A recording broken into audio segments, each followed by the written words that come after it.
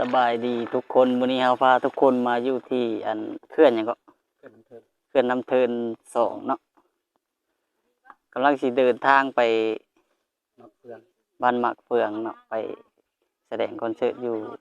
บ้านหมักเฟืองเนาะเราก็นำทีมงานไปหลายคนพอสมควรหลายชีวิตเติบจากการนำของเบาอาทิตย์น้อยแดนภูเขาพี่น้องเลยเดี๋ยวสิพาทุกคนไปเบิ่งการแสดงในค่ำคืนวันที่24เนาะวันที่24เดือน11เดี๋ยวสิถ่ายให้ทุกคนเบิ่งเป็นระยะเนาะพี่น้องเนาะมื้อแลงเนาะถ้าเบิ่งนํกันเด้อพี่น้องเด้อ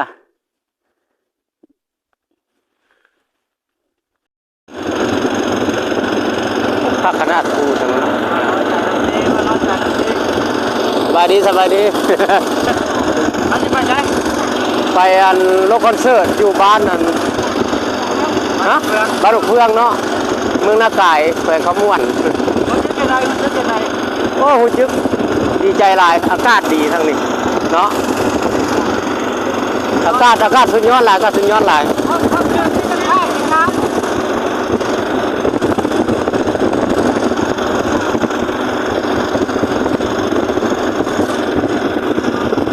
อยู่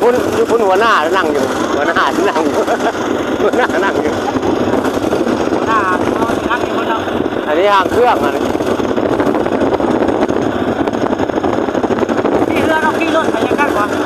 ขี่เรือบรรยากาศภาคกว่าเพราะว่ามันบ่มีคืนเนาะ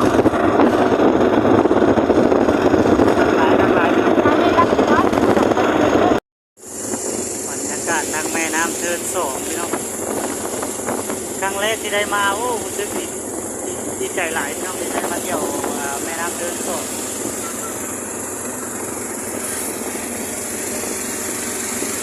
วิวทัศน์ที่สวยงามพี่น้องมีภูผาป่าไม้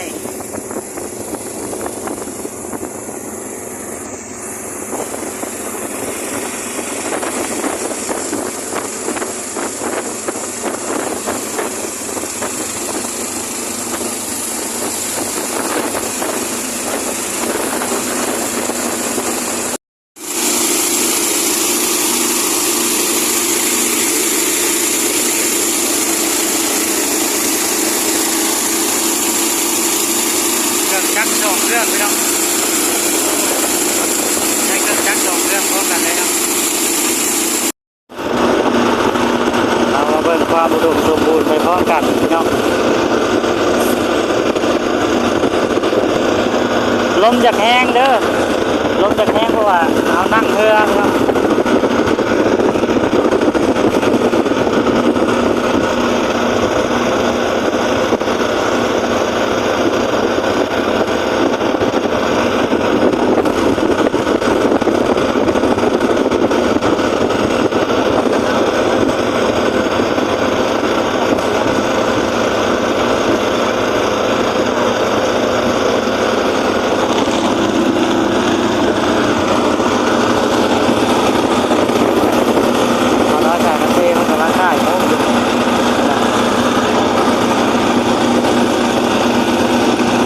เบาอาทิตย์น้อยแดดภูเขานำพี่น้อง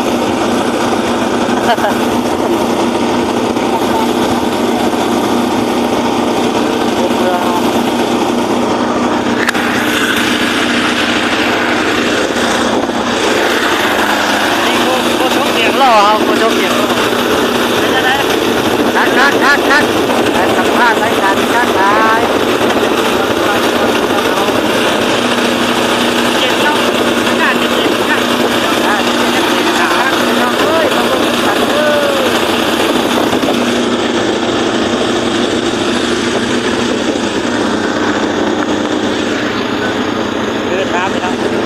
คืนน้ำมันจะเป็นปีนี้โชคดีที่บนหนาวคนว่าถ้าเป็นปีก่อนมาสิหนาวไปกันยากเนาะ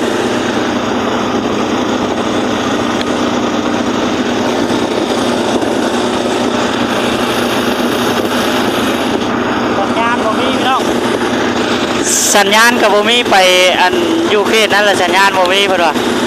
สิลองใช้ชีวิตแบบผมมีสัญญาณเบิ่งจัก2-3 วันพี่น้องมันจะเป็นอะไรเนาะโทรก็ยากคนวะ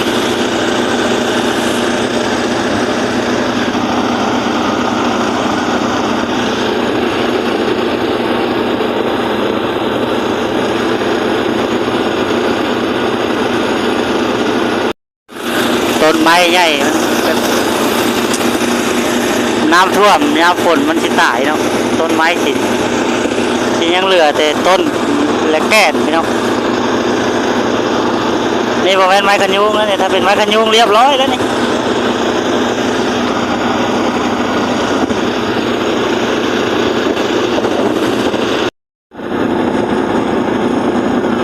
เรามาไก่เติมแล้วพี่น้องประมาณ30 นาทีแล้วเนาะตัวนี้ออกเรือมาประมาณ30 นาทีถ้าเป็นปีก้อนถ้าโชคดีเนาะถ้าโชคดีจะได้เห็นช้างคนว่าไปมันจะได้เห็นช้างป่าเนาะเห็นเขาเอาลงเฟซบุ๊กสุดยอดช้างป่าหลายพี่น้องวันนี้ผมว่าจะโชคดีหรือว่าโชคดีพี่น้องเราไปเบิ่งทำกันเนาะว่าจะเห็นช้างป่าจะถ้าใจก็จะเห็นเนาะจะเห็นช้างป่าเห็นกันตรงเป็นๆแล้วเบิ่งมันจะเป็นอะไรแล้ว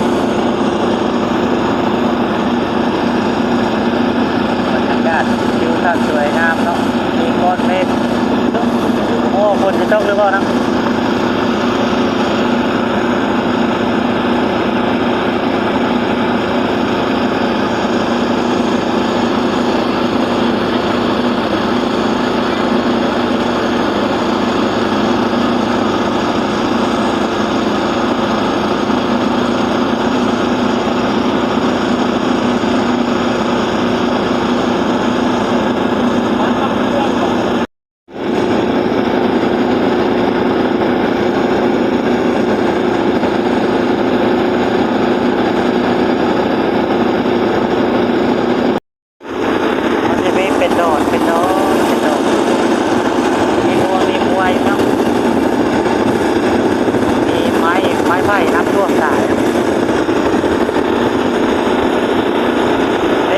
เรื่องทางเลยเนาะยังไกลอยู่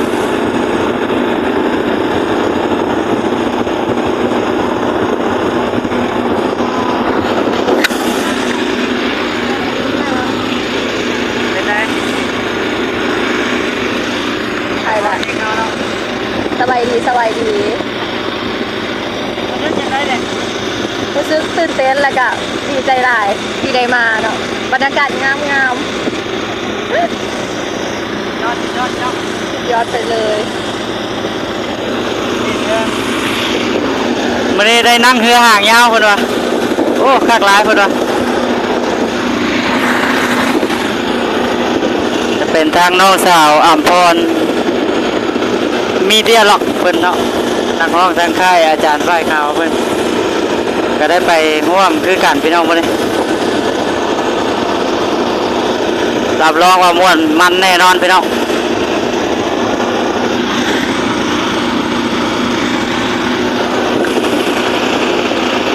นกเจ้ามีพวกขาวนกเจ้า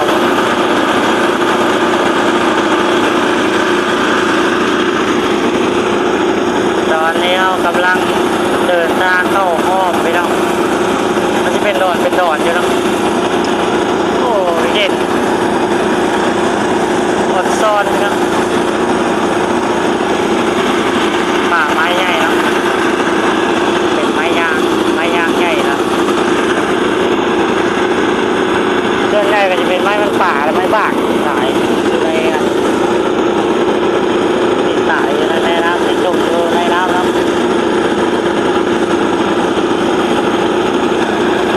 ป่าไม้ใหญ่สองฝั่งอ้อมในน้ำเซพี่น้อง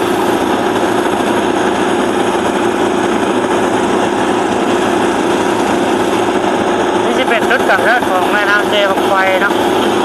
น้ำเซของไฟเรา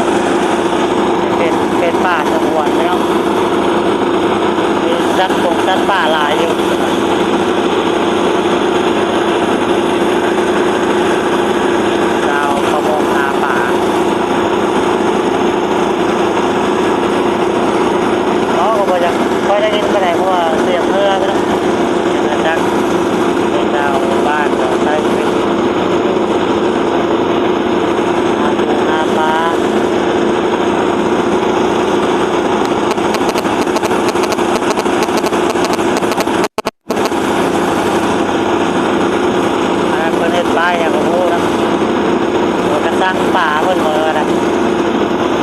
กระทั่งเลี้ยงปลาเพิ่นเนาะ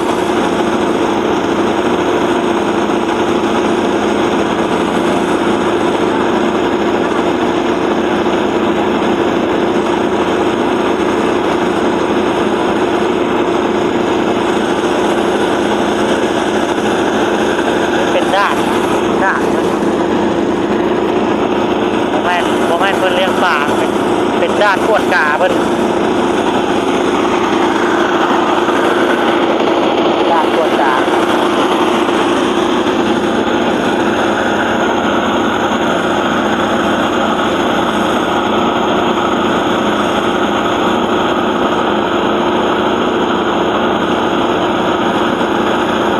นี่จะเป็นป่าไม้เปื่อยเนาะป่าไม้เปื่อยที่มันน้ำท่วมตายเนาะเปื่อยแล้วมันใหญ่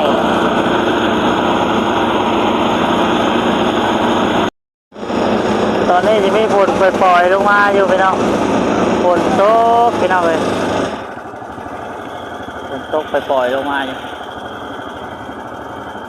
โอ้ฝนแห้งเติบได้พี่น้องเลยแห้งเติบ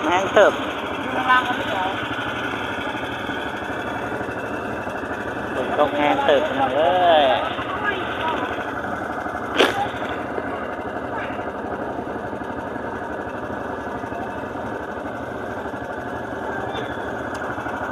ฝนตกที่หัวปูนากายพี่น้องเขาก็เดินทางมาประมาณ1 ชั่วโมงแล้วพี่น้องตอนนี้10 โมง 11 โมงแล้ว1 ชั่วโมงเลยนี่ยังบ่ทันได้เครื่องขึ้นมาเนาะ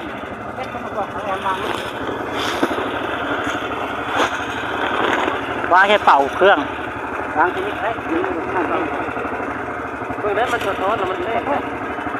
โอ้เรื่องนะโอ้นะฮะมันติดมอง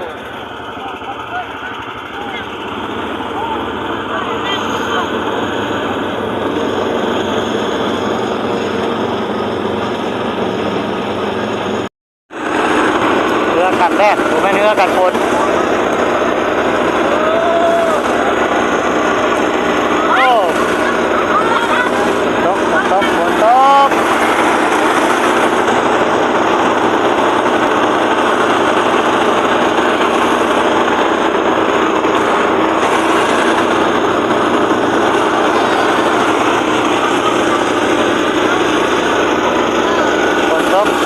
เรือหัวพี่น้องฝนตกแห้งเรือหัวนะนี่เราตกแดนเซอร์พี่น้องนี่บ่าวน้อยแสนเทมันกำลังเงียบเลยนะอยู่ในนิ่งแล้วพี่น้อง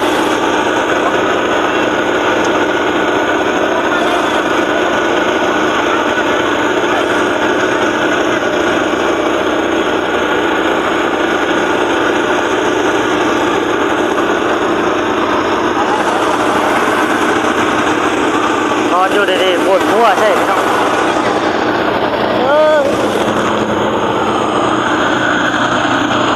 เครื่องกองหลายเนาะ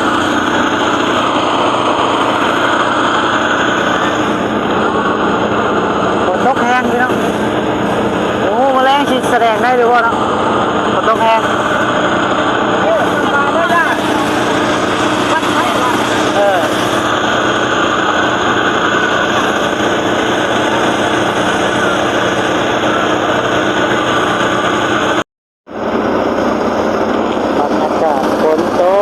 ตกพี่น้องตกแห้งพี่น้องโอ้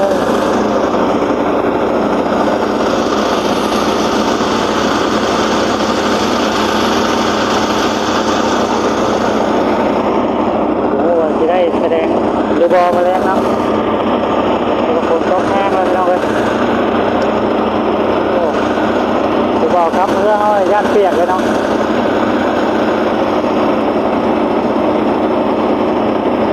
ตกแห้งพี่น้องมากัน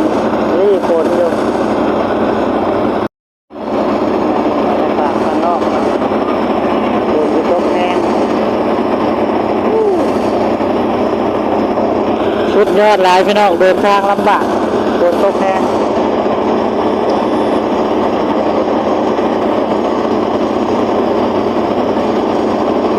ซ้ำไปดำนาตอนนี้เนาะดูแม่นไปห้องเพลงพี่น้องเลยไปดำนา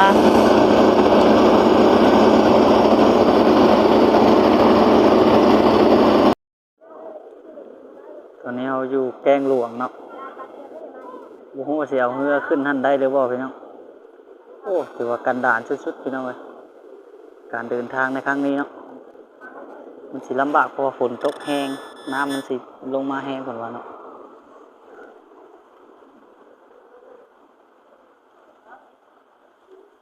บรรยากาศรอบๆนี่ครับพี่น้องเป็นหินเป็นภูผาอ้อมอยู่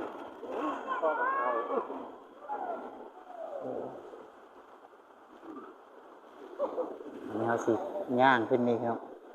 เขาสิย่างขึ้นนี่แล้วเลยย่างลัดเหือเนาะเอาเหือขึ้นแกงนี่เนาะกำลังพักเหือกินข้าวเนาะ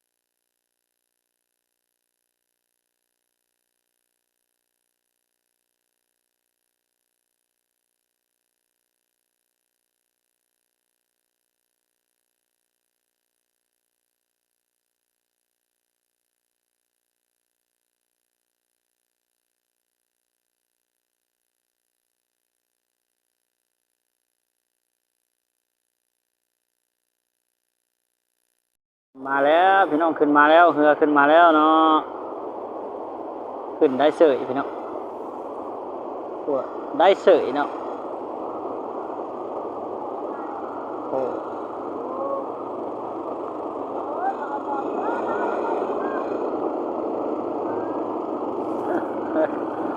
โอ้บ่ได้ย่างเลยพี่น้องเอ้ยบ่ได้ย่างแต่ว่าโอเคเนาะ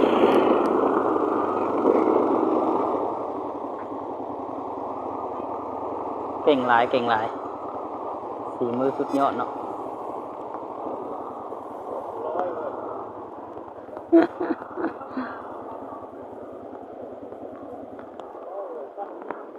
ชุดยอดหลายพี่น้องชุดยอดหลาย